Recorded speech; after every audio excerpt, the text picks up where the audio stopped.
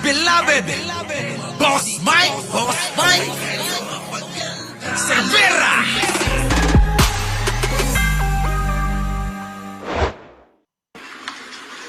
Mr. Chair, do I have to answer this irrelevant question? You wish to... Natatandaan nyo ba to? Noong panahon na galit pa kayo kay Trillanes. Di ba? Tandaan nyo pa ba yan? Galit na galit kayo kay Trillanes dyan noon eh. Oo. O, di ba? Yang panahon na yan, sobrang galit nyo sa kanya. O, ewan ko ha, kung yung iba dyan eh, parang ako. Tuloy. Pakinggan ninyo. Mr. Chair, do I have to answer this irrelevant question? Oh. You wish to answer, you may do so. I refuse to answer anymore, Mr. Chair. Bakit nyo nire-refuse? Wala namang... It's up to us to determine what is relevant or not. Because, Mr. Chair, this is... Oo nga, no? Kita nyo mga kababayan, no? Grabe, nung panahon nila, siga talaga sila, mga kababayan. Napakasiga ng mga ano, no?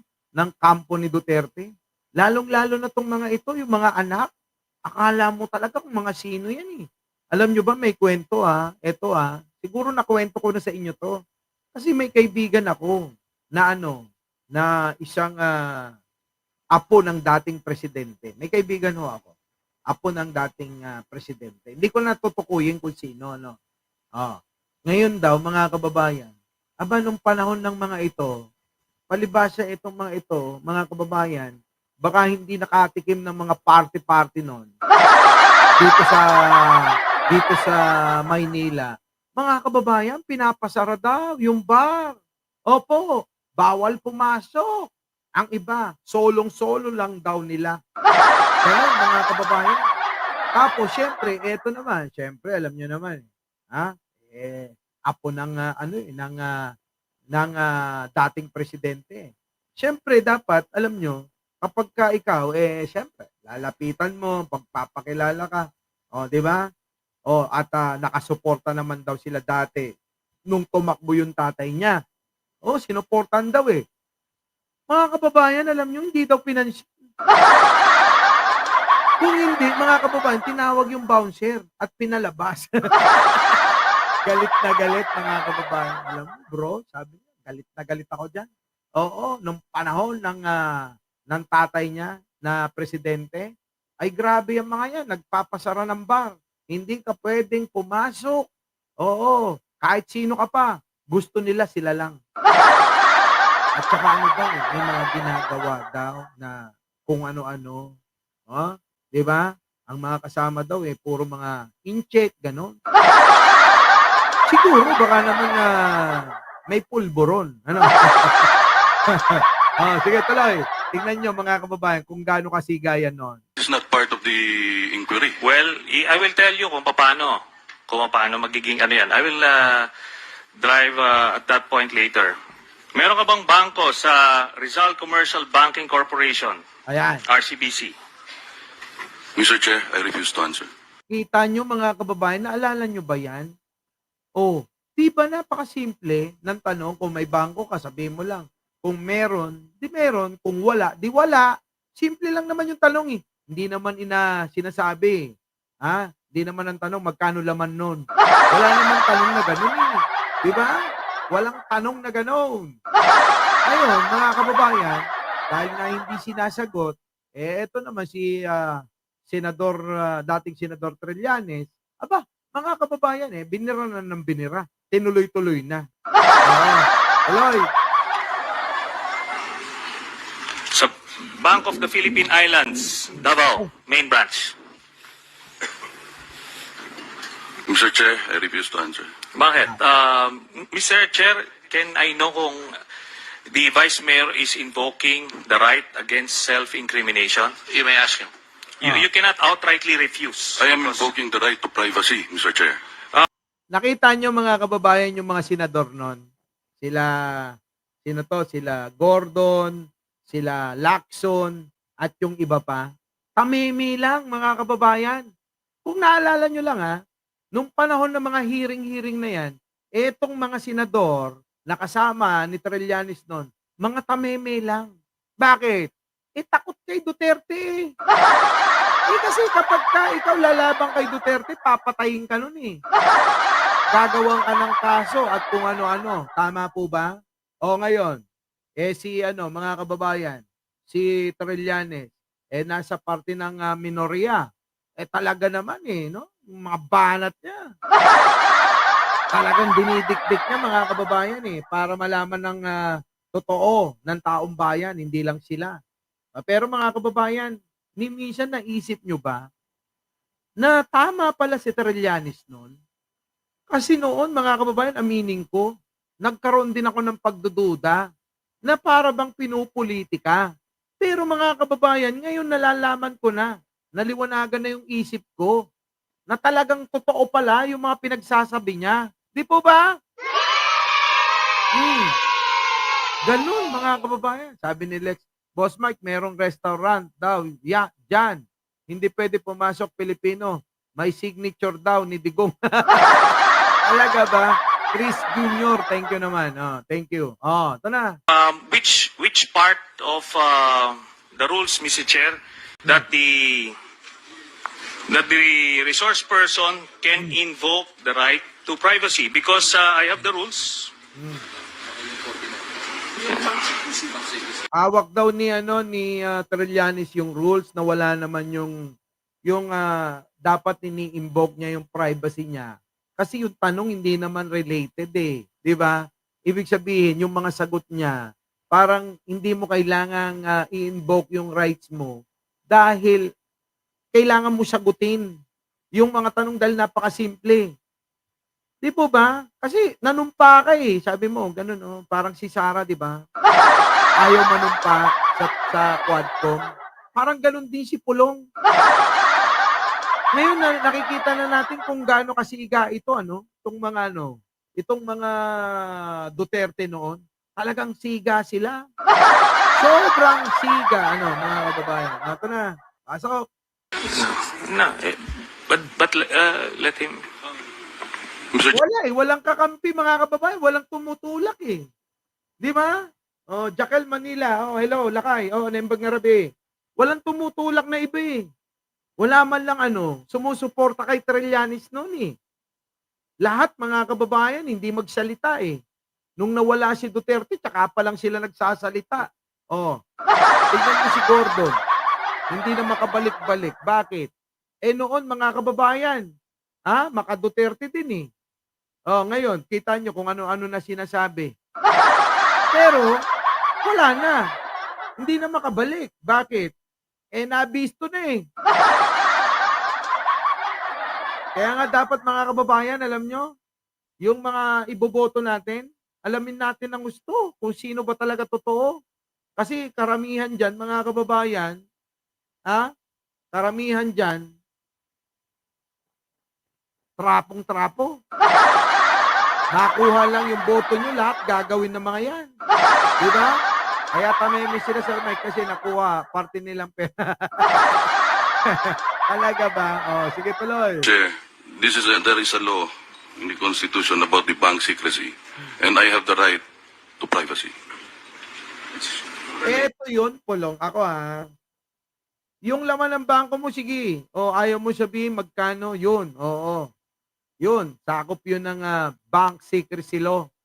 Pero yung sasagutin mo lang naman, kung meron kang bangko dito, may bangko ka doon, may deposito ka dito, may deposito ka doon, parang wala naman dapat yan doon, di ba? Parang tayo, mga kababayan, pag tinanong kayo, may bangko ka pa sa ganito? Di ba? Opo, kung meron. Kung wala, sabihin mo wala. Di ba? Yun lang. Ganun lang. Subukan ho ninyo ang imbestigahan dyan, yung mga ordinaryong katulad natin. Mga kababayan, dikdikin kayo ng gusto dyan. Magulat kayo, papapris pa nila yung mga bangko nyo dyan. Pero, dahil presidente yung tatay niya at sila ang siga, walang magawa yung mga senador. Baka gusto nyong matapyasan yung pork barrel nyo. Wala kayong pondo. Pag wala kayong pondo, wala kayong proyekto. Pag wala kayong proyekto, walang makikita yung mga constituent ninyo. Pag walang nakita, wala kayong boto. Ganun lang naman kasimple yan, mga kababayan. Siyempre, uunahin nila yung pansarili nilang kapakanan. bago yang ano, bago yang para sa bayan. Kailangan nilang manalo. Bakit? Kailangan nilang pondo eh. Pag may pondo, may kukupitin. Oh, kita nyo? Pag may makukupit, malaki kickback nila ron. Napakasimple. Naku, Diyos ko po, kung alam nyo lang. Tuloy.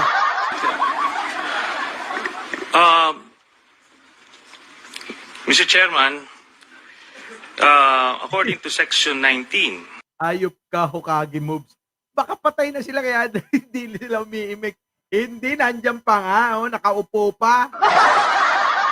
Hindi ako ang tamang tao. YT, Google, okay. Huwag mong akong pilit. Ano ba ito si Serenity Music? Ano pinaglalaban mo? Tuloy. of the rules, no person can refuse to testify or replace under oath or affirmation or answer questions before an incriminatory question is asked. Paano? So, apparently the basis that he raised is not included in a... Correct. Hindi nga kasama. Yung kanyang ginagawa. Pero tignan niyo yung mukha ni Pulong. Parang nang-iinsulto pa. Di ba? Yung mukha niya noon, mga kababayan, parang nang-iinsulto kapag iniimbestigan eh. Pangisi-ngisi lang. Pero ngayon, nakita niyo naman yung pagmumukha niyan. Daig pa sinipsip ng alien. Ano? Yung pagmumukha ni Pulong noon, mga kababayan, kita niyo, no? Pero ngayon, pag nakita niyo yung pagmumukha niya, parang sinipsip ng alien. Our rules, Mr. Chairman. Hoy, ikaw, Gordon. Ano na? Kita mo, yung labi mo, halos sayad na dyan sa mesa. Di mo wala yung katabi mo, di mo walang backupan. Isa pa to, si Pimentel. Diba mga kababayan, ano ginagawa nyo dyan? Kung yan naku, ewan ko sa mga ito, mga trapo. Are you invoking your right against self-incrimination? Yes, Your Honor. Okay, so which part of that question will incriminate you? Oh. Ito bang total? Pakita nyo nga yung total doon sa baba. Yan na.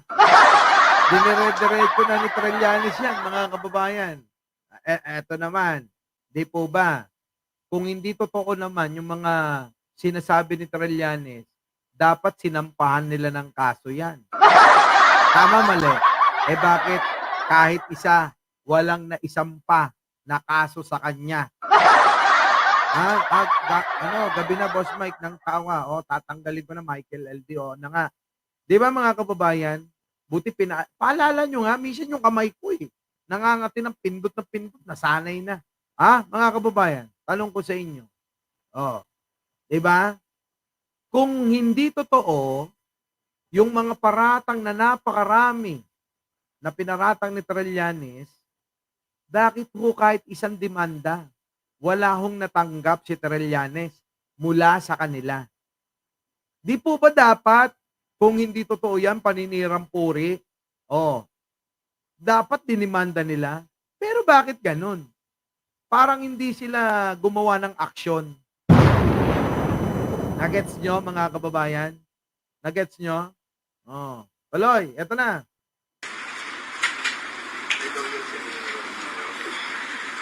Itong total na 104 million Nako. dito sa mga accounts ninyo. Kasi ang nakalagay dito, ang total ng mga deposits mo as of 2015 November. 2015 pa lang yan, mga kababayan, daan-daang milyon na yung alin. Mga dinideposito. Hindi pa presidente si Digunyo. Ngayon, mga kababayan, sa palagay ninyo, daang milyon pa rin kaya yung laman yan? Baka nga ho, trilyon na ho laman ng mga bangko ng mga yan eh. Di po ba? Baka nga ho, trilyon na ho yung laman ng mga bangko niyan. Opo. Grabe. Kita nyo, di ba? Saan natin narinig yung Davao Group? Ibig sabihin ho, yung Davao Group, Sila-sila lang ho yung kumikita riyan, mga kababayan. Sila-sila lang ho. Lahat ng malalaking proyekto, nasaan ka? Nandito lang, sa tabi-tabi, biyahe ni Koy. Uy, sa mga hindi pa hindi pa nakakaano dyan. Nakaka-subscribe kay biyahe ni Koy. Subscribe nyo yan. Hindi pa, sa isang araw pa ako aalis. Tuloy. 2015 November, I'm sure lumaki na yan kasi may Davao Group na eh. Siyempre, yan na. Pag may Davao Group na ho, mga kababayan, ito na. Ano pa ang aasahan ninyo? Presidente na yung tatay niya. Alangan naman ang makinabang iba. Siyempre, lahat sila. Kung sino yung mga nakapaligid kay Digong, kahit baka nga mamaya, kahit si Hanilet, nakinabang eh. Diba? Tanong nyo sa kanya. Hanilet, nakinabang ka ba? Imposible siguro hindi, diba, mga kababayan? Siyempre, asawa mo si Digong. Alangan naman na wala ka kahit papano. So, anong masasabi mo dyan? I refuse to answer, Mr. Kita nyo? Puro I refuse, parang si Sarah. Ayaw sumagot dahil malalaman ang katotohanan sa kanila. Di ba ganyan na ganyan din si Sarah na kapatid niya? Walang sinagot sa hearing sa Quadcom. Lahat po mga kababayan, hindi sinagot eh. Maging manumpa nga, hindi nagawa eh. Kaya mamili kayo mga kababayan ng iboboto. At isang paalala muli mga kababayan. Ito, tignan ninyo. Nasaan na yun? Boss Mike. Ito yun. Boss Mike, ito. Munting paalala. Salome Ramirez, thank you naman. Pasok! Sa aking mga kababayan sa Caloocan, kami sa Team Trillanes at bilang tumatakbong mayor ng Caloocan ay nagagalak na ibahagi ang programa ng pagbabago para sa ating mahal na lungsod. Ang bahagi ng pondo matitipid mula sa paglaban sa korupsyon ay ilalaan para sa mga senior citizens gaya ng pagbibigay ng buwanang cash allowance na 500 pesos sa lahat ng senior citizens para madagdagan ang pambili ng kanilang pangangailangan. Gagawin din nating 1,000 pesos na ang birthday gift ng mga seniors at ipapadala sa buwan ng kanilang kaarawan para agad mapakinabangan. Ang buwanang cash allowance at birthday gift nila ay maaari nating ipadala through GCash para mas mabilis matanggap na hindi na kailangan pumila at mahirapan ang ating mga senior citizens. Marami tayong nais na pagbabago para sa Caloocan. Ang aking pangako, asahan ninyo na ang bawat 5 ng Kaban ng Bayan ay mapupunta sa proyekto at serbisyong para sa mamamayan ng Caloocan. Sa darating na eleksyon, bagong gobyerno naman. Ang inyong lingkod, Sunny Trillanes for Mayor, vote straight, Team Trillanes. Yo! Diba? Ang dami nito mga kababayan na mga plano para sa Caloocan. Kaya mga kababayan, pag-isipan nyo maigi. Kung gusto nyo ng pagbabago, mga kababayan, alam nyo na. Diba? Alam nyo na kung sino iboboto nyo. Kaya mga kababayan, itinawid ko lang tong live natin ngayon. Sa totoo lang, medyo talagang lobat na ako. Lobat na. Lobat na. So alam mo na Catherine Galpo, kulay blue na. Hindi na kulay kahel Muli, mga kababayan, hanggang dito na lang. Maraming salamat sa, grabe, umaga na. Maraming salamat sa pagsama ngayong gabi. Muli, ako po ang inyong lingkod, Mike Cervera po. Lagi nagsasabing, mahalin natin ang ating kapwa, pagdasal po natin lagi ang ating bansa. Magandang umaga, magandang hapon at magandang gabi. Sa mandako ng mundo, naroon kayo. Siyempre, magandang buhay na rin. Para sa ating lahat. Mga kababayan nalungkot ako pag uwi ko, biyahe ni ko, yung Shopsville. Wala na! Iba na. Maraming salamat po mga kababayan. Our beloved Boss Mike Cervera.